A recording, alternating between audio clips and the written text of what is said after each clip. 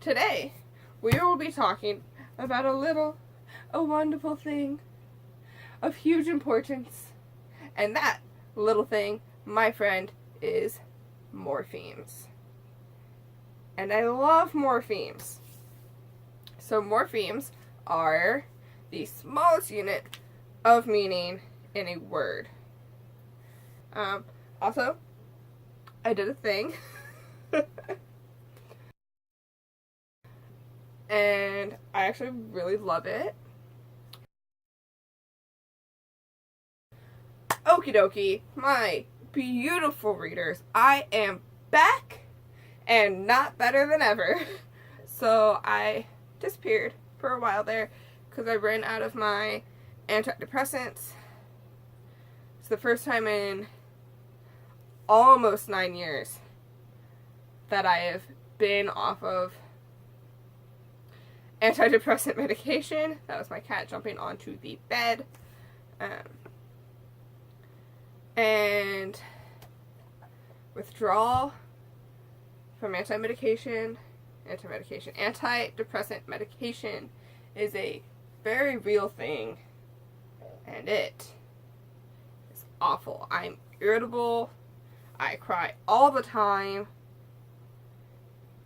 I'm lashing out at people. It's just bad. It's just really bad. And I know you're like, Ashley, words are the smallest unit of meaning. But it's not. So take the word smallest, for example, actually. So smallest has two morphemes. It has small and ist. Okay, I had to make sure I was doing that right for like you guys. So like small was actually going to be here and ist was actually going to be here. So small, of course, is a word, and then ist denotes a size, which is why you have smaller, smallest. Yeah, okay. And like, so you have, this is also the series I'm reading right now, which is actually what made me want to talk about morphemes and got me thinking about them. So, one morpheme. Court, also one morpheme. Of, one. Wings, two. Because wing is one, and the S, pluralize, makes it plural. There we go.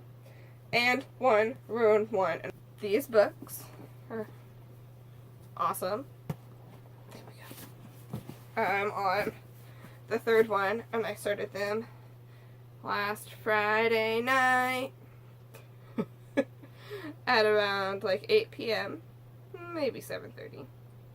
And I am here in the last book. So, morphemes are actually really cool, which is what we are here to talk about, not these amazing books, which I will make a video on just so I can talk about them. I love them. But, okay. So, in these books, there's an object called a veritas. And the veritas is a glass orb that you can see the truth with. You can show somebody the truth if you have the veritas. First time I read it, I was like, cool, just another word. She got creative with words again. What else is new? And then I took a break from reading this stuff to read some Harry Potter fan fiction. And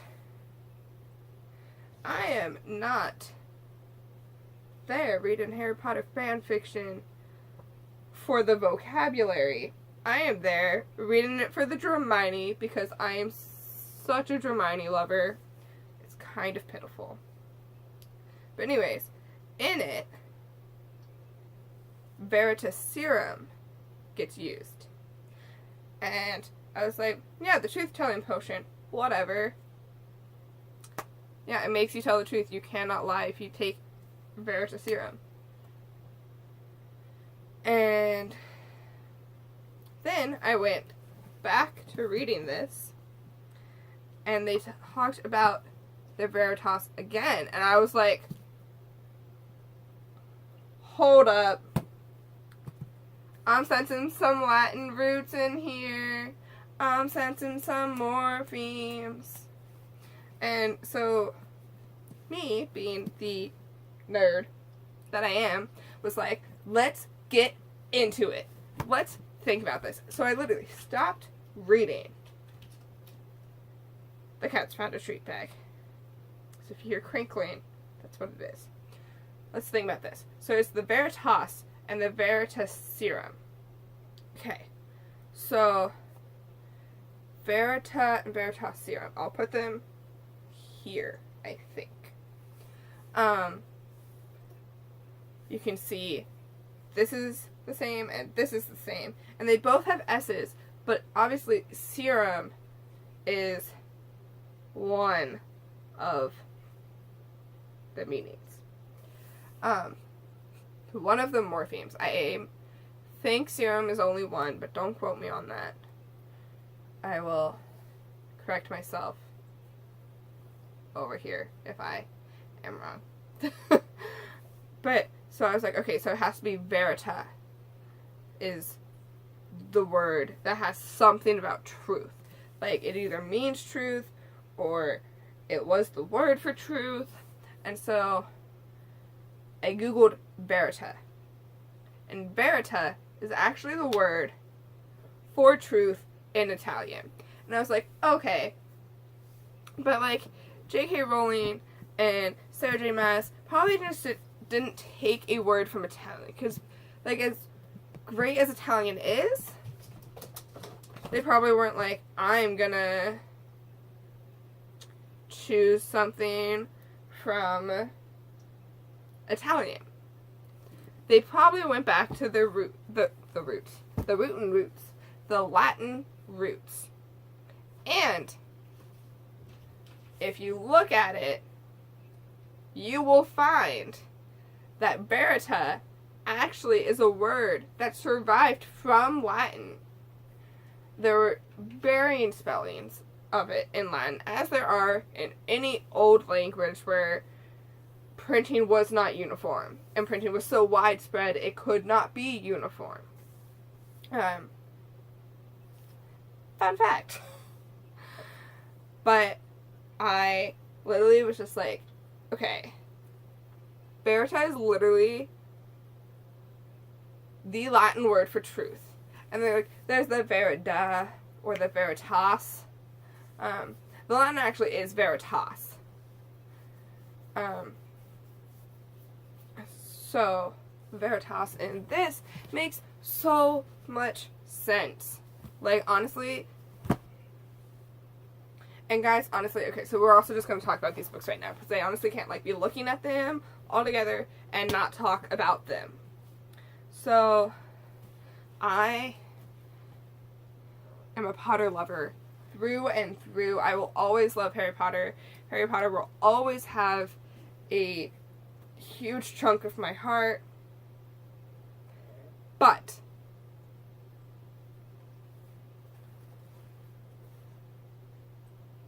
J.K. Rowling just met her match in fantasy writers. Met her match. Because let me tell you one gorgeous, absolute, astounding thing of Sarah J Maas's writings.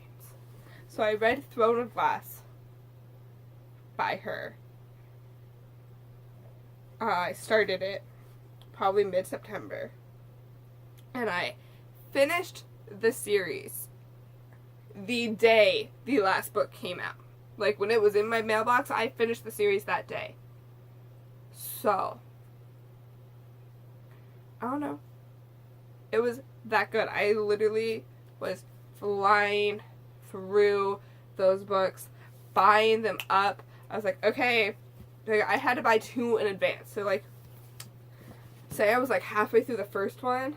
Yeah, I already owned this one and maybe the one after it. Now, in Court of Thorns and Roses, there is only 3, and then there's a parallel novel, which Sarah Maas has done in both of her series so far.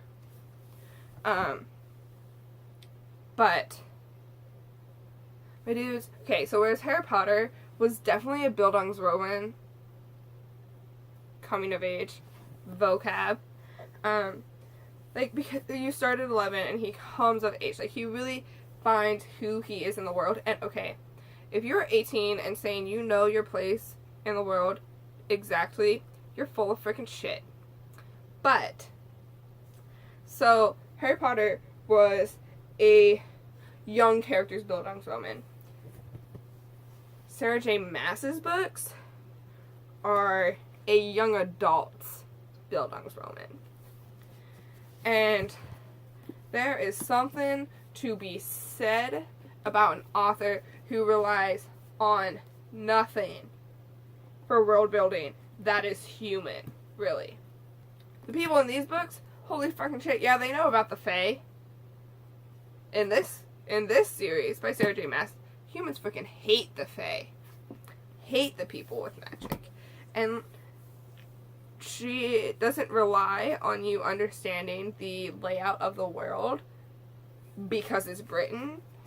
She gets you to understand the layout of the world because, well, bam, there's a map in it. An all-important map. So you can go, there's the wall that they're talking about. There's the spring court. There's the night court. So anyways, so she builds her own world. She builds characters that you can picture in your head because she's so descriptive with it. But where, like, some authors, like, overdo it, she gives you, like, just enough to be like, oh my, yeah, Lucine's a freaking hunk. And so she character builds, she world builds, she crafts an astounding story where you think you know where things are going, and then you're like, never mind. Shit. That's not where that went. Oh. And because literally I got to a point in the first book where I was like, I'm not reading anymore. I know exactly how this is going to turn out, and I am not reading any more of this. I was 150% incorrect in where I thought it was going. And I love that. I love me a book where I think I know where it's going to go, and then it's just like, nope. Not doing that. And then, so she character builds. She keeps you on the edge of your seat. I literally, maybe it's my withdrawal. Maybe it's because she's such a good writer that I'm literally shaking in my bed with anticipation when I read this. Like, I literally, like, sometimes I'm sitting here and I'm like, where's it going? Where's it going? What? Where's it going? I need to know. And, like, to the point where I'm literally, like, sitting here with my hand over the next page so I don't, like, skip ahead with my eyes. Because I will do it, and it will be awful. So, yeah. These books are so lemony. It's amazing. But also, they're just amazing stories, and I love the characters, and everybody should read these stories. And also, my leg is asleep, which is why I keep fidgeting and looking down, because my leg freaking hurts. But seriously, guys, Sarah J Maas, J.K. Rowling didn't even meet her match.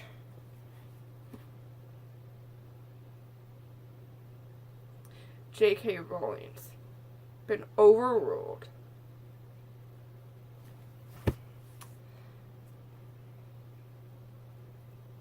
And when I first said that, when I first read the first series from her, I was like, I don't know, maybe. It really hurts me to say that, like, these are better than Harry Potter. Sarah J Maas is a better writer than J.K. Rowling. Fight me on it. Change my mind.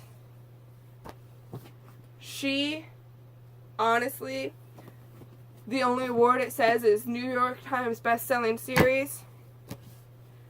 Freaking fight me.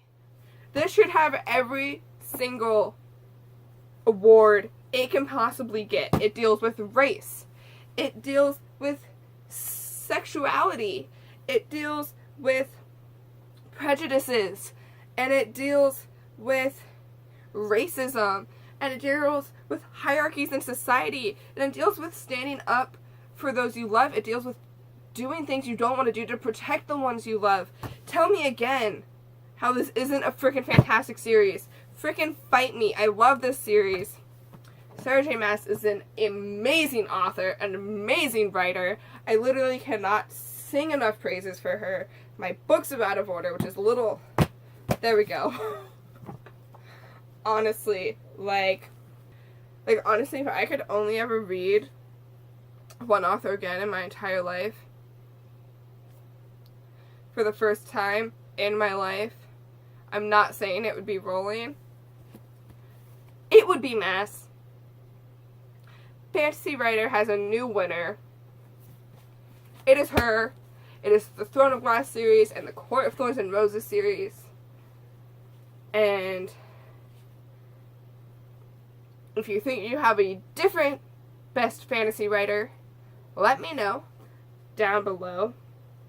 I'll read it, and then we'll square up, because I guarantee you that they're not as good as Sarah. Guarantee you.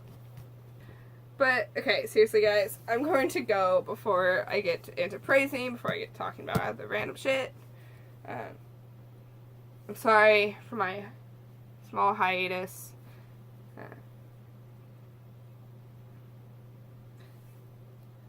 If you read, keep on reading. As always, follow my social media. The tags will be down below. Hopefully I can figure out how to hyperlink them this time. And have a great night. Bye, guys.